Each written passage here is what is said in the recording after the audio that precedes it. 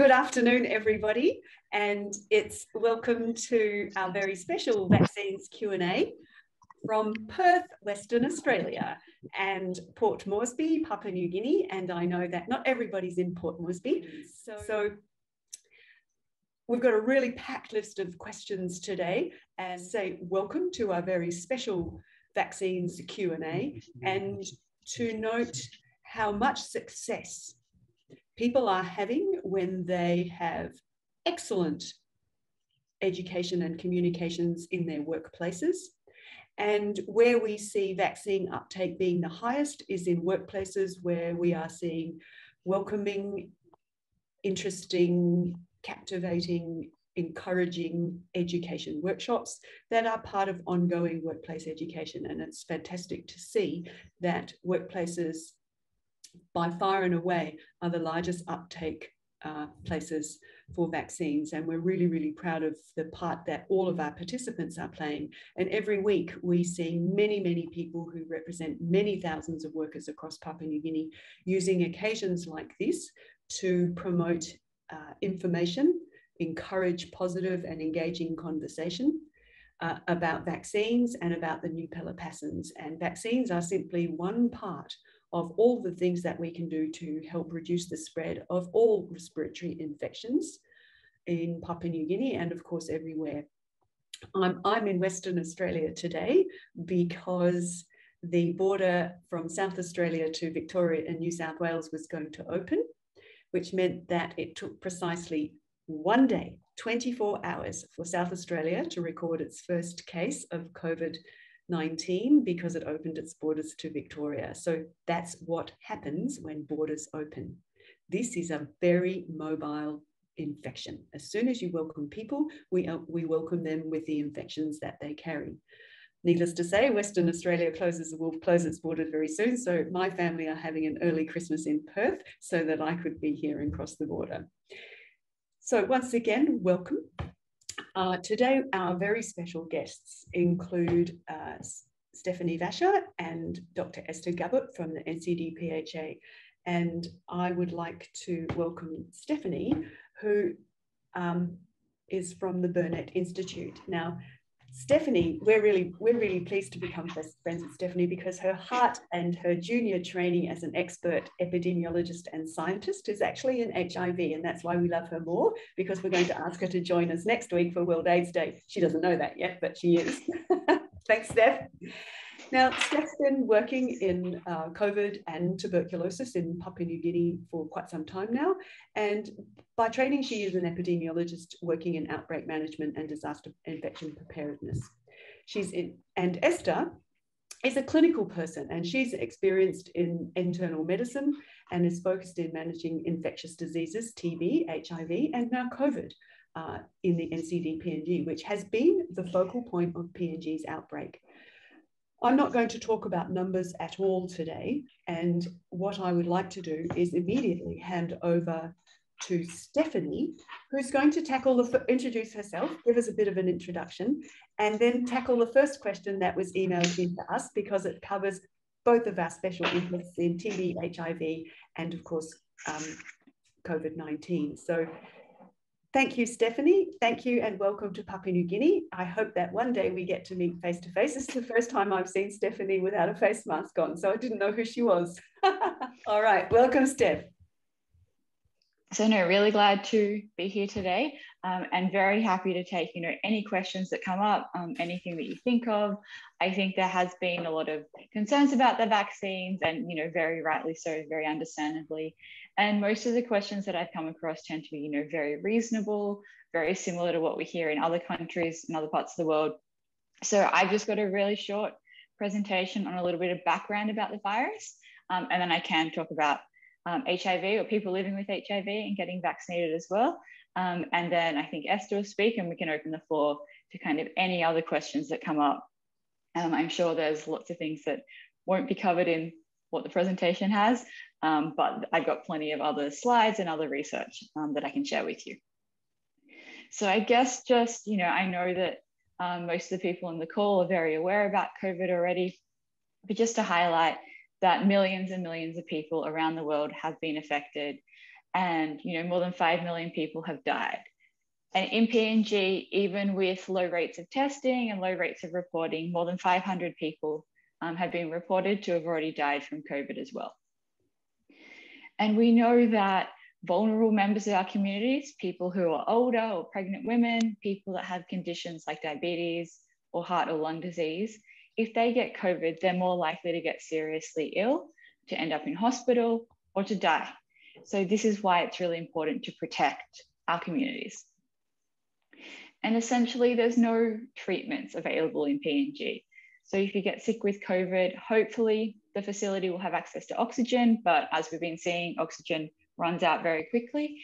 And there's really only basic care that can be provided. There's no, magic pill that you can take that will make your COVID go away. And not only that, but some people, while they might recover, leave hospital, say, some people still have symptoms 3 months, 6 months after they get infected. So we're now calling this long COVID. And in some countries, they're reporting almost 1 in 3 people have symptoms of long COVID. So in some cases, that means they can't work or go to school or care for their families. So it's not just a flu, not just a short illness, but it's something that can be prolonged for quite a period. So in terms of global vaccine coverage, we can see that the red is the lowest coverage and the darkest greens are the highest coverage. So you'll see that PNG has some of the lowest coverage in the world.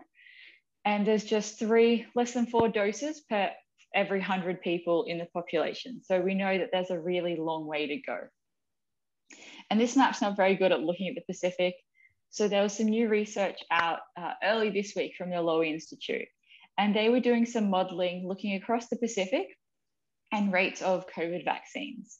So most countries in the Pacific, we can see on the left side of the screen here, by the first quarter, by the end of March next year, more than 90% of people in the country over 12 years old will be vaccinated.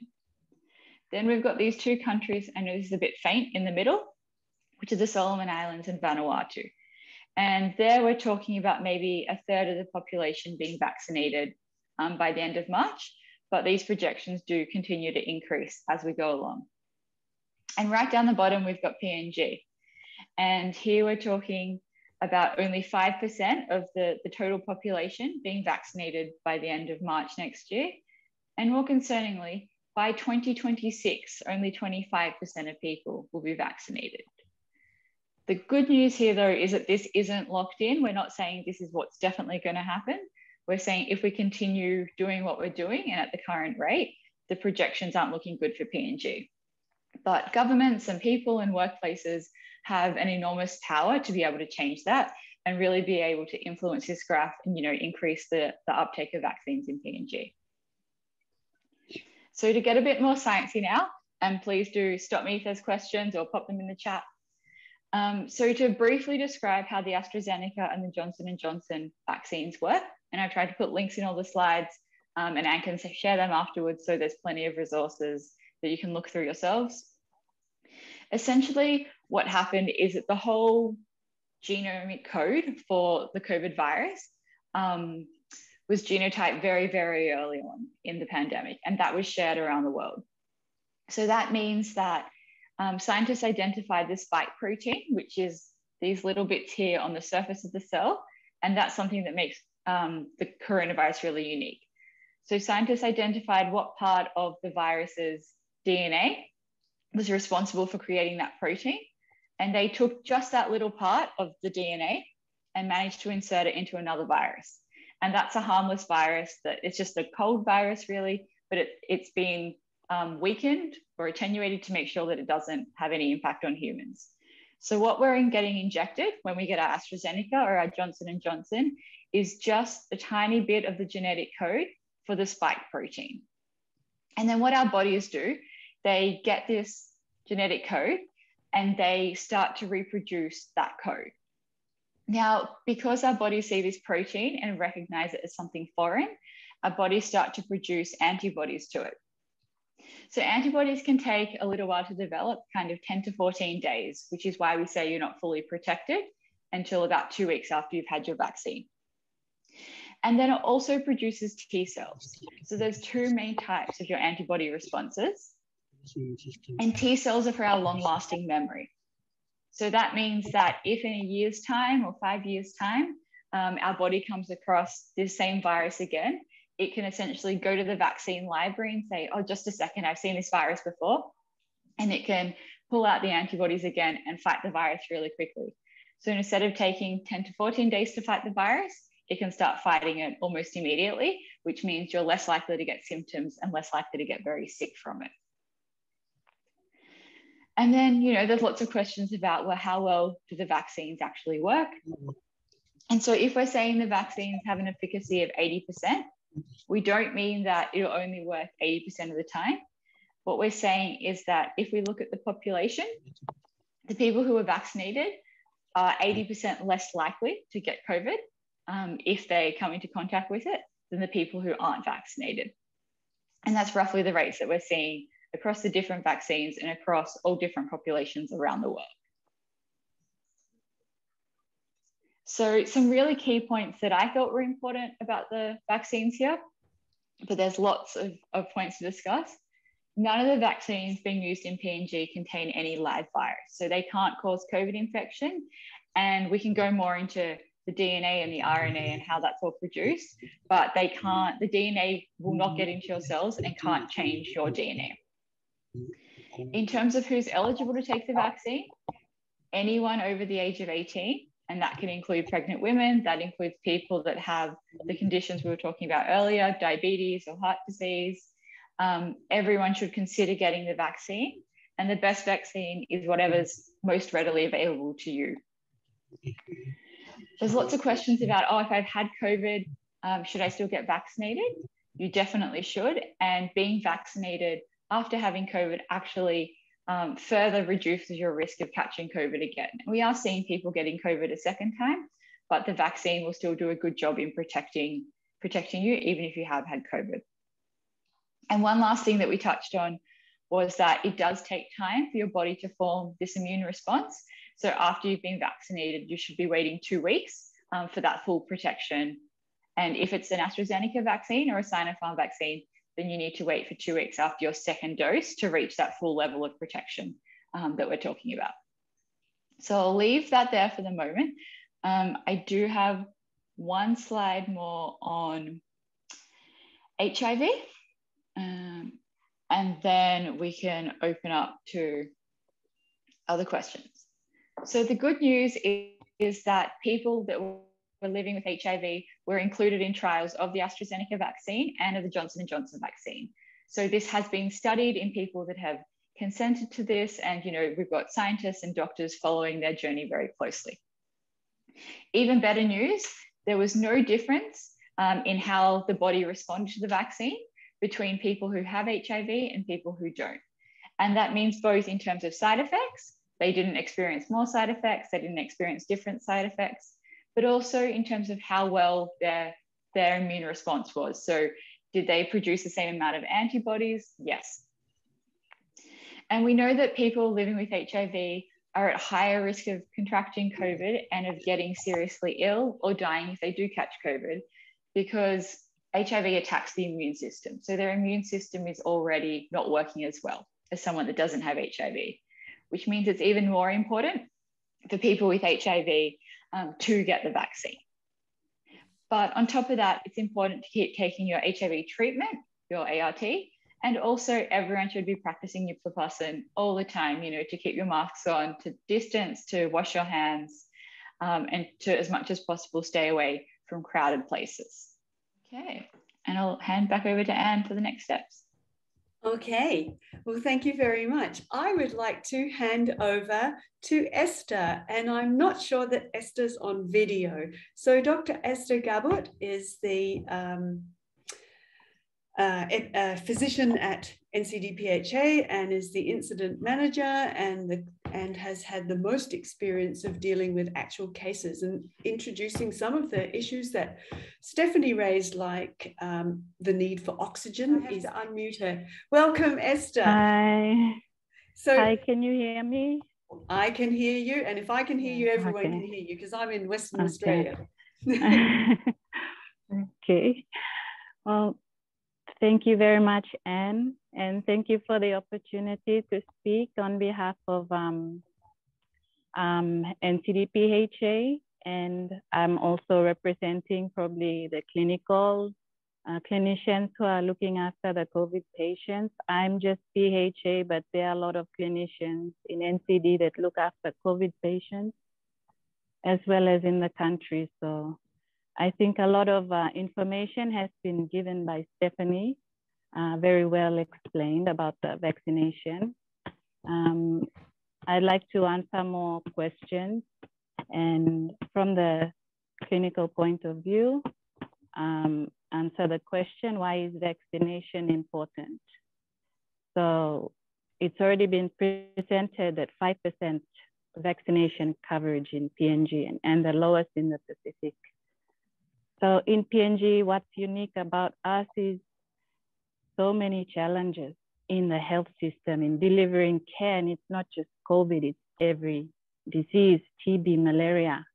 And we are already, in a system where we're trying to deliver service with resource constraints, manpower constraints already. And then we come into a pandemic where it really tests our health infrastructure, which is already weak. And so for Papua New Guinea, we have very limited options. And as it's been mentioned already, there's no gold standard treatment for COVID. It's mostly supportive treatment that we're giving in the hospitals, oxygen and supportive care. But for prevention, we have very few options apart from the nuplapacin.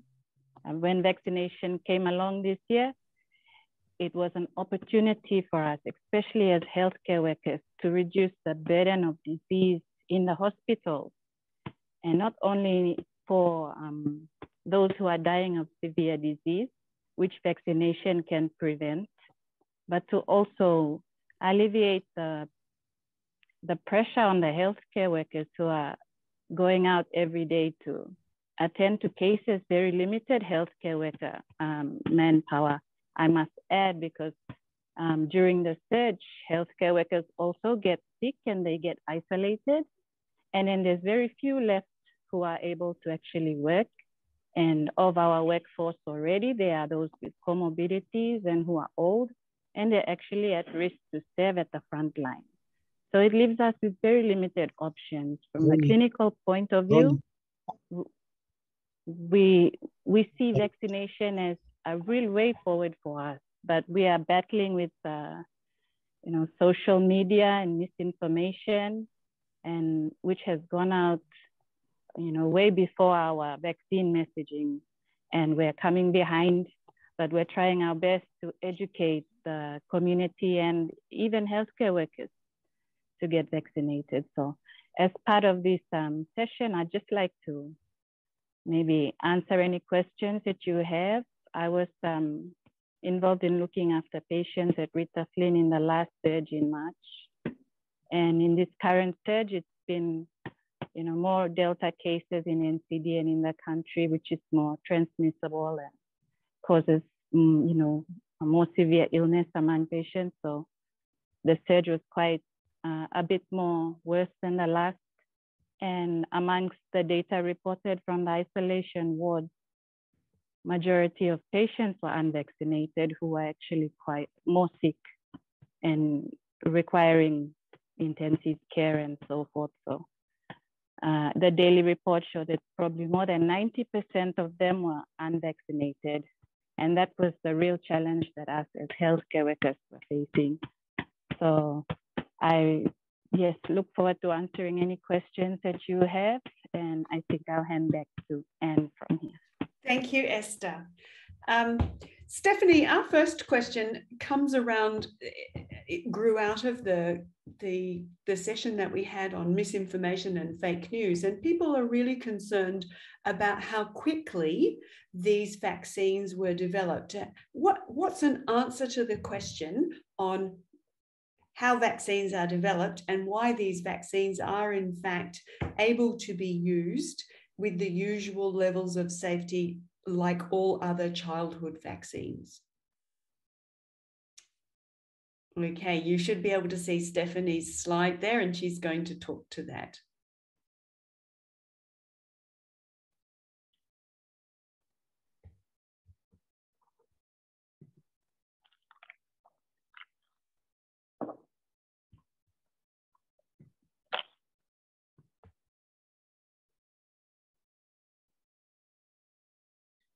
One of the reasons, essentially, there's lots and lots of reasons as to why we were able to develop these vaccines so fast, and they all compound on top of each other.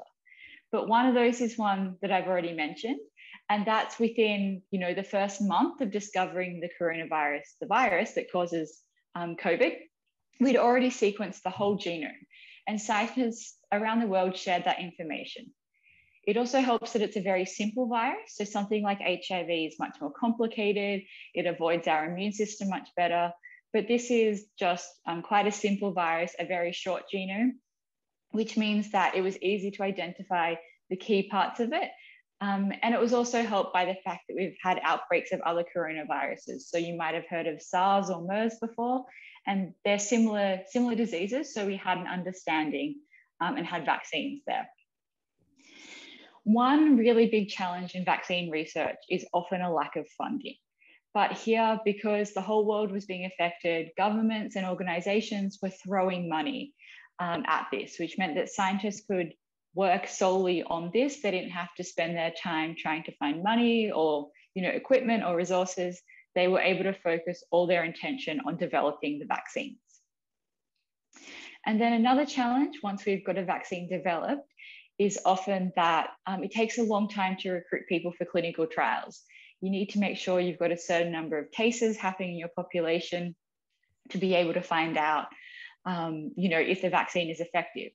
But because there were so many cases that were happening, it didn't take long to be able to recruit volunteers, and people were very eager for that. And then as we were doing all this testing and all these safety studies, again, because there was a lot of money being thrown at the problem, pharmaceutical companies were paid to start producing the vaccines. So they knew that even if the vaccine didn't end up working properly, they wouldn't have wasted their time and money. They were going to get paid. So usually we'd have to wait for all the trials to happen, and then the companies would slowly start producing. But here they could scale right up very, very quickly. And so as soon as the trials were shown to be effective and the vaccines were approved, whether that's by WHO or by the PNG government, Australia, whoever, they were ready to start distributing.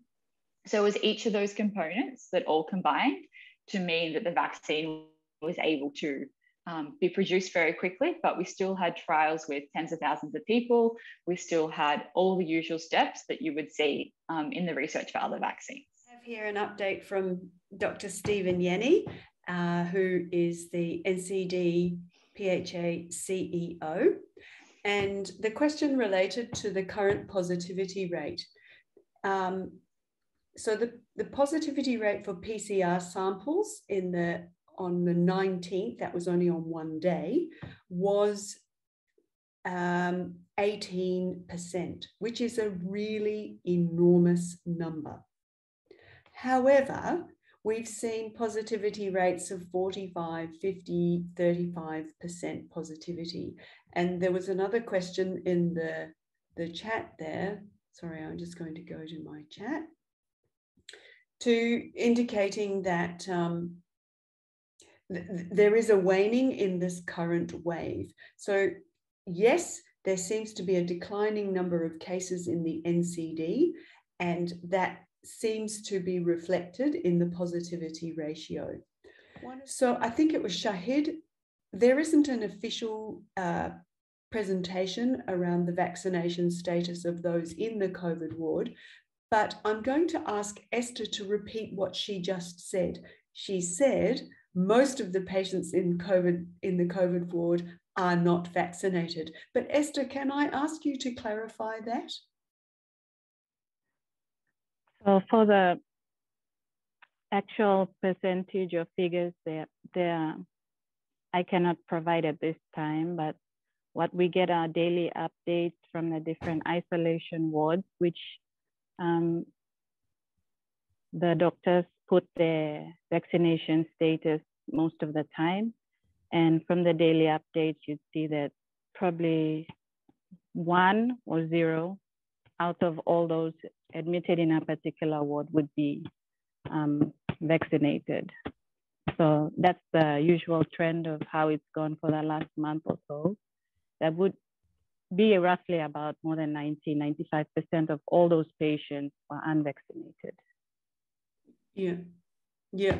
I hope that answers the question.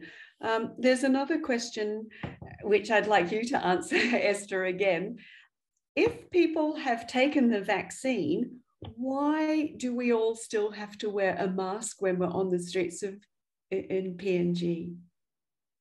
Yeah. So vaccinations, they are aimed at preventing the severe forms of COVID disease, but they do not prevent the transmission of the virus. So if you get vaccinated, you can still get infected with COVID.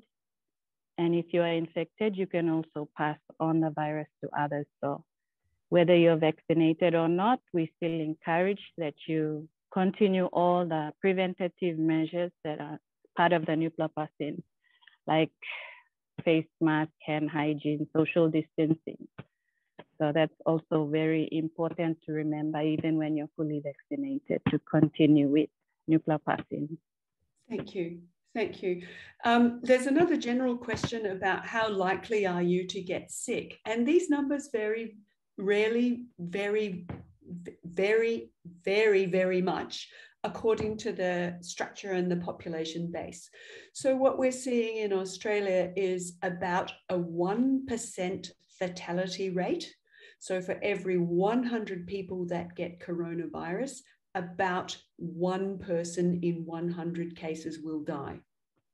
It would appear, if you look at the numbers for Papua New Guinea, that the fatality ratio of about 500 cases, the fatality rate is slightly more than 1%. But remembering what Esther said and what Stefanie talked about was this issue of long COVID, which makes this answer more complicated. So worldwide, we're seeing about 15% of 100 cases, about 15 people will be seriously unwell. We can't, in Australia, we can talk very easily about hospitalisation, but in PNG, not everybody gets to a hospital. So if we go roughly with, of 100 cases, 15 people will be seriously unwell and 1 person may die. If those 100 people are all only 22 years of age, then they're less likely to be seriously unwell. If those 100 people are all over the age of 45 and all have diabetes, then the fatality and the seriousness of disease is likely to be very much higher. So if you were to consider your workplace, if everybody in your workplace got sick, but everybody there is over the age of 45 and a lot of them are overweight and have high blood pressure, then your serious diseases and death rate will be higher. Stefanie talked about 1 in 3 cases resulting in some form of long COVID. This makes the seriousness of the disease something that we need to change the way we're thinking of. It's not just about survival today or for this 14-day period of infection, but that many people seem to be suffering for a very much longer period of time. Esther, would you like to comment about any patients you've seen from last year or even back in April that are still suffering from side effects? Yeah, so there have been many cases reported where after recovering from the illness, a month or 2 even, they still were experiencing symptoms of fatigue and some even chest symptoms like shortness of breath and chest pain. And the mental health issues too. There was anxiety post-COVID recovery. So there were a couple of cases that I can remember back in March, April, May, that despite they had completed the isolation and the recovery, that they did come back reporting symptoms of long COVID. So yeah, that's something that we have seen in the last surge, and I believe also in this particular surge as well. I think this is Alan at Kenmore Group. So thank you for your question about booster vaccines. And I asked the COVAX Dr. Deborah Bettles the other day in anticipation of this. WHO, the person who's running the COVAX monitoring, when I asked about access to boosters in PNG, she said there was no discussion about booster access at the moment because the primary effort is being put into the provision of achieving targets across PNG. And those targets, no targets have been achieved except for in people over the age of 45 in the NCD. So hooray, if you're over 45, you've been part of the achievement, target achievement. So there is no discussion about boosters at this time, but as you know, in the time of COVID, a week is a very long time. And as soon as we hear anything about boosters, then we will pass on that information.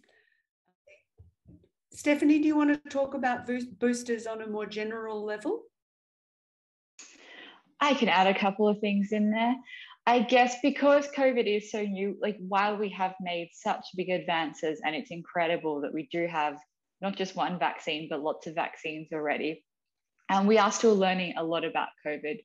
So as we all know from a lot of our childhood vaccines, a lot of those are 2 doses or 3 doses, and they're spaced out over time. So as your body's immunity starts to reduce a little bit, you have a booster to increase it again. It's kind of just like pumping up your immune system again.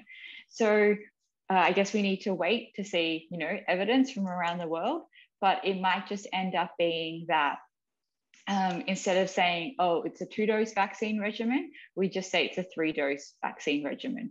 But we really do need to wait for some time to see how those numbers look.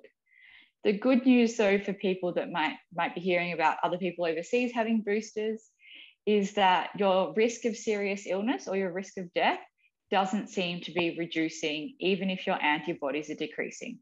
Because if you remember earlier on how I spoke about you've got those memory cells, like your T cells, they give you long-lasting immunity, and your antibodies are more of a short-term response. So whilst your short-term response might fade a little bit, your body will still have the memory there of the virus and can very easily start making those antibodies again.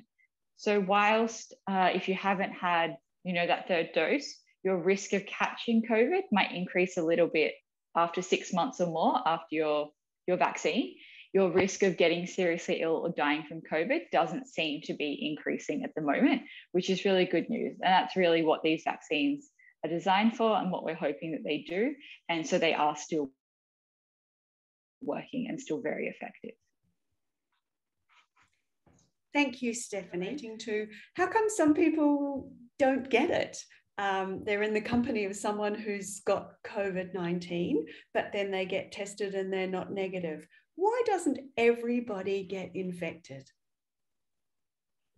There's all sorts of reasons for that. So the person that has COVID, it depends how infectious they are at any given point. And another great thing about the vaccines is that they make you less infectious and for less time if you do get COVID. So while someone who's not vaccinated might be at risk of passing it to their family or friends or colleagues for quite a while, 2 weeks, and they can be, very contagious to people within quite a large space of them. If you are vaccinated, you're less likely to do that. So perhaps, you yourself are vaccinated or the person with COVID are vaccinated. Maybe they've had COVID for a while, so their infection is going down, or maybe they've just gotten COVID, so the infection is only just going up when you see them. If you're outdoors, you're less likely to pass it on. If there's more wind, it's harder to get enough virus in you to take hold to be able to make you sick. So there's lots of different reasons as to why you might get lucky. Some people's bodies will be better at fighting it than others. And there are some studies that are starting to come out, looking at healthcare workers in particular, who have had lots of exposures to COVID over quite a long period. And some healthcare workers just don't seem to have been catching COVID.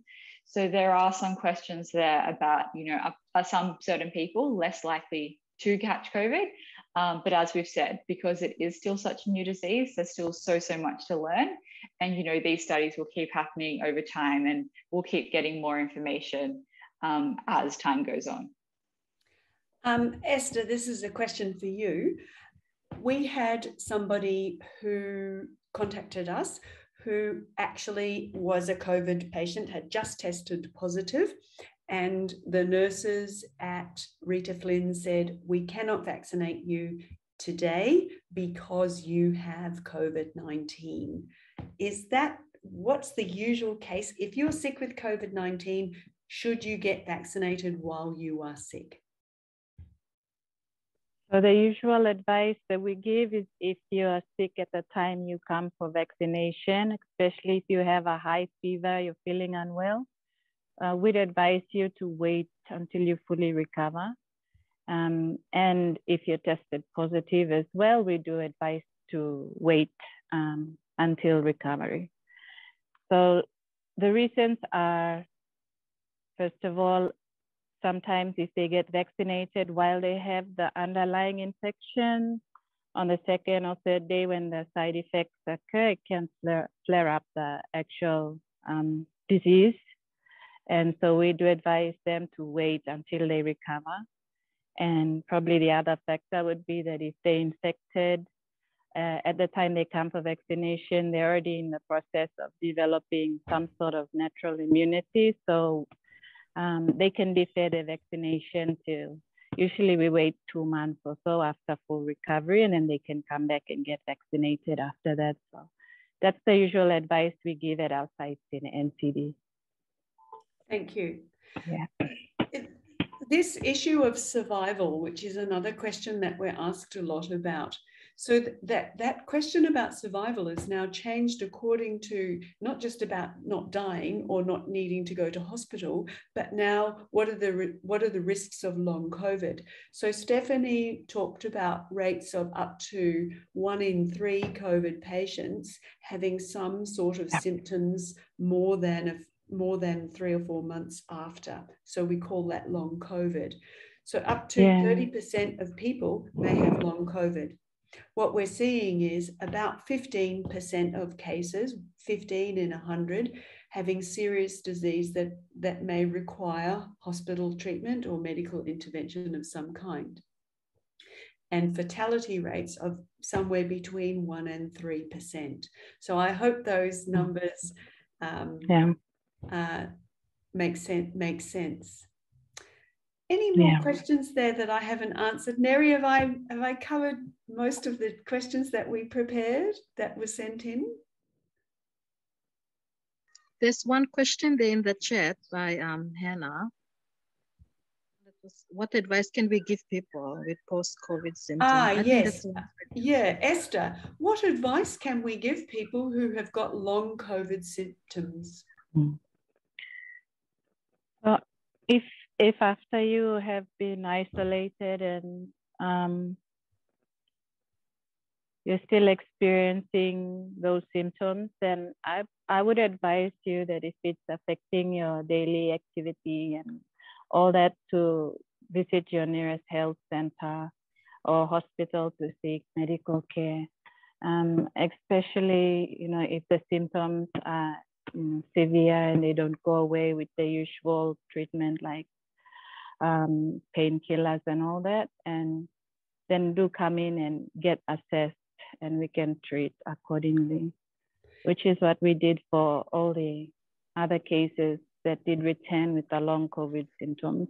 Yeah. I think we're also learning more about it as well. It's something that's new to us clinicians, but that's what I would advise. Yeah. We actually have a friend of the project at the moment with what he calls brain fog, and we're seeing that phrase. brain, I'm not sure that we can treat brain fog with Panadol. What sort of treatment would that might be? What treatment may be offered for something like that? For the lack of concentration, the brain fog, I'm not too sure as well if there's a definitive treatment for that. But yeah, like I said, we are also probably just learning about the long COVID. Yeah, I guess it's something that we have to learn more about and then advise accordingly, because I'm not too sure as well about the brain fog. Yeah, I think at this point we have to revert back to the importance of prevention, and that we are less likely to get infected if we're vaccinated. We are less likely to spread the infection if we are vaccinated, and therefore we are less likely to suffer from long COVID, serious disease, or death. What we had was about what do you say to people when you're trying to talk them into getting vaccinated, which was the trigger for this session, because we offered a session on talking to those who are concerned about getting vaccinated. And I'd like to go back to those 4 key points that our friend Anna offered us last week. The most important thing to start with is to listen with empathy. Starting an argument with someone who is frightened or scared or concerned never works. So listening with empathy. Can you explain to me what it is that you are concerned about? How does it feel to be scared of being vaccinated? What are their concerns? And listen without judging is sometimes very difficult for us all. So listening with empathy is our number 1 and is also the most difficult if you're feeling grumpy, angry, and frustrated with the amount of fake news and disinformation. So your challenge is to practice that.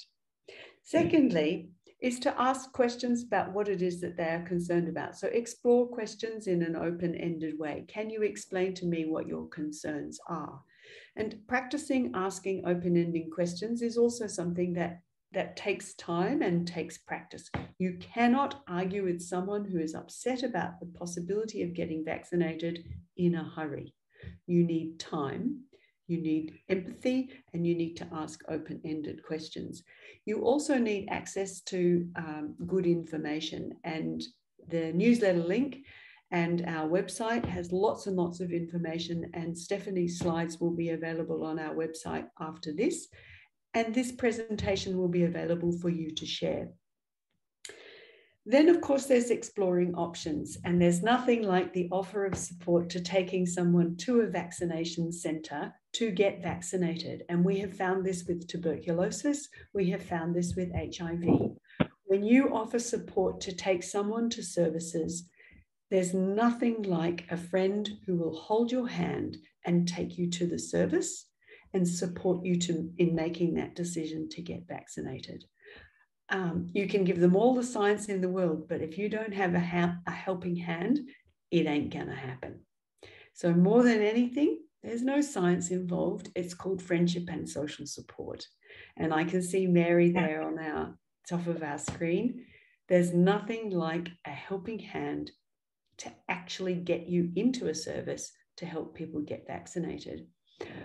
Stefanie's just made a comment there. Would you like to address that comment there, Stefanie, about long COVID and vaccines? I don't think there's too much to add beyond what I said, but essentially just that some research is showing in some people actually getting vaccinated, if they haven't been vaccinated and they do have long COVID, it helps relieve some of those symptoms. So it's just another reason to get vaccinated. Thank you. There's another comment there, fully vaccinated people are dying. 3 weeks ago, we had Dr. Maria from the ICU saying that she had not treated any COVID patients who had been fully vaccinated, and that's at POMGen. So she wasn't speaking on behalf of all hospitals and all clinics. What she said was she was yet to treat a person in intensive care COVID ward who had been fully vaccinated. So I'm trusting Dr. Maguna over Facebook. Just saying.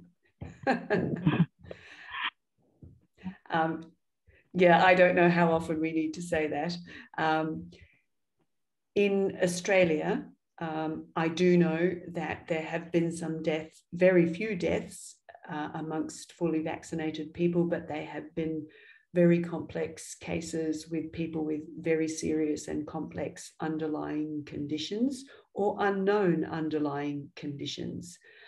We're lucky in Australia that we've actually had very few deaths relative to population, and more, if we look to the United States, where they've had so many hundreds of thousands of deaths, comorbidities like high blood pressure, diabetes, obesity, existing heart conditions, and other complex conditions definitely drive death rate, even though people have been vaccinated. I guess one thing to add there is that we're not saying that a vaccine will protect you 100% of the time, that no one will get sick. As we've said, you can still catch COVID. It really just reduces your risk. So that's the first thing to remember, is that unfortunately some people might still get very sick and might still die, even if they have been vaccinated. And then the second thing there is that we need to make sure that, you know, what did they actually die of? Did they maybe have a car accident? Like, you know, you can be fully vaccinated and die of something completely different. So we need to get that information straight too. And sometimes people just skip part of the story to buy into, you know, what they're trying to sell you, maybe the lies that they're trying to tell you. So we just have to be very careful about that. And then I know recently there've been some lists going around of supposedly fully vaccinated people that have passed away, and the NCC can't confirm, you know, most of those people being vaccinated. So again, it's very easy to make up a story to say that, you know, my auntie was vaccinated and died of COVID, but there's a lot of checks that need to go into that. And from what we're seeing around the world, it's really not the case. It can happen, and it can happen very, very rarely. But for the most part, if you are vaccinated, it will protect you from getting very, very ill or from dying. So just something to keep in mind. Yeah, thank you, Stefanie. And I'm mindful that we have 8 minutes left, but I'm most mindful of the fact that Esther is actually due on another call. So I would like to thank Dr. Esther Gabut from the NCD PHA for joining us today. And if you're very lucky and you go down to Rita Flynn, you may see Esther on patrol supporting her team there. And I hope you don't meet her on the other side being treated. So thank you very much for your time, Esther. We rely very intensely on our fantastic services being provided by the NCD PHA. And what we know is when a good service is available, more people are likely to get vaccinated. And we see that in the numbers. And so congratulations to our friends at the NCD PHA. And may your skills and services and expertise continue to be shared around Papua New Guinea to help us to achieve more people getting vaccinated. So Esther's leaving us. Thank you, Esther. Thank you so much. And thank you. And thank you. Any more questions online, please put them in the chat for our last few minutes. And I'm looking down my list. Mary, are there any bigger questions that we missed? I see that one of the questions was about coexisting comorbidities, which Stefanie addressed really right at the front end. Most people with other comorbidities, their reason to get vaccinated is more important because it's the people with comorbidities that are more likely to be more sick with COVID disease. They don't appear to be any more likely to suffer adverse reactions to the vaccines. And the data from last week at the Vaccination Data Roundup, there have been no reports of serious adverse reactions in PNG to date. And that data is loud and clear. They've been, the most common is a bit of soreness at site of vaccination and chills and a little bit of fever. But there have been 0 reports of serious adverse reactions to the vaccine in PNG to date. And I am going to share that screen as one of our last, I'm going to share that there. Well, Anne is sharing just a quick one. Is it safe for pregnant women or breastfeeding mothers to get vaccinated? A participant just asked this question. Stefanie made a comment there about pregnant women being most vulnerable to serious COVID disease. Stefanie, do you want to reiterate that answer? Yeah, thank you for asking this question. This is one that I would love to jump on. I think it's really, really important. So there have been some rumors, some false information that sometimes, you know, the vaccine can stop you getting pregnant or might cause miscarriage or stillbirth. And that is absolutely not what we're seeing. But unfortunately, what we are seeing is that if you are pregnant and you do catch COVID, the outcomes can be worse for you and for your baby. So you are more likely to have premature babies or have a miscarriage or have problems during delivery. So it is really critical that pregnant women do get vaccinated, and it's very safe for pregnant women or for breastfeeding women to be vaccinated. And then it not just protects them, but it can also help protect their baby, which is great news.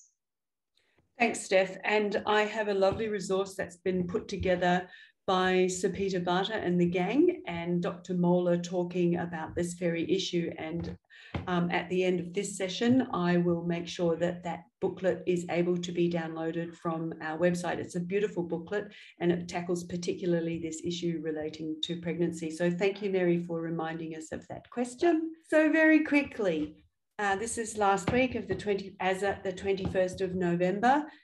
This crosses the number of provinces that are reporting adverse reactions.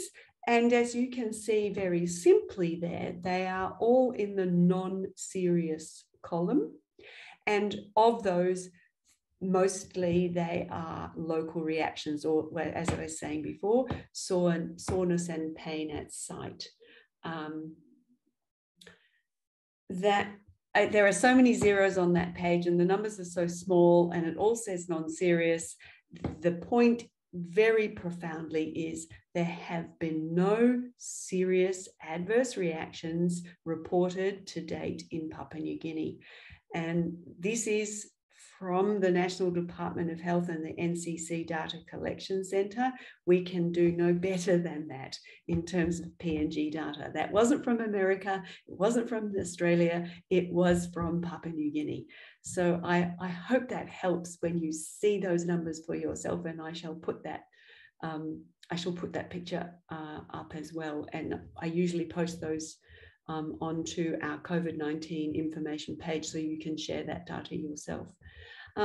With that, any last chance that people want to put their hand up and speak and ask a question? I open the mic to you all.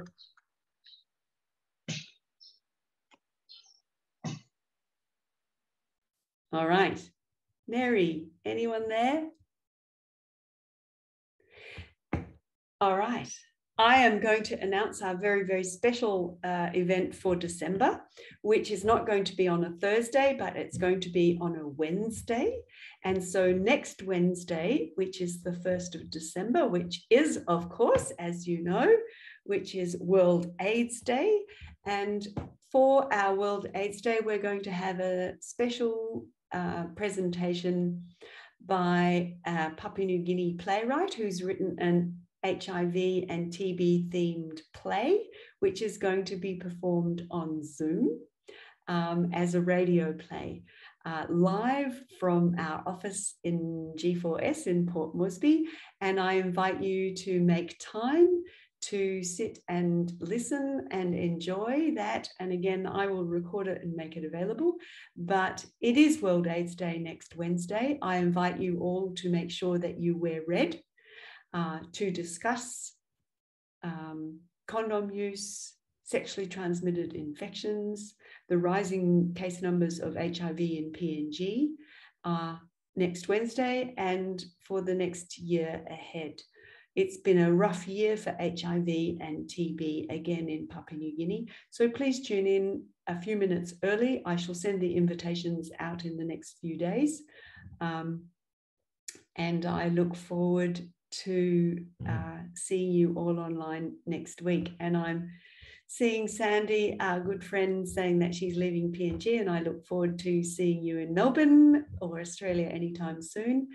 But with that, I look forward to seeing you on Wednesday next week, live for Here's Victor, a play reading for World AIDS Day.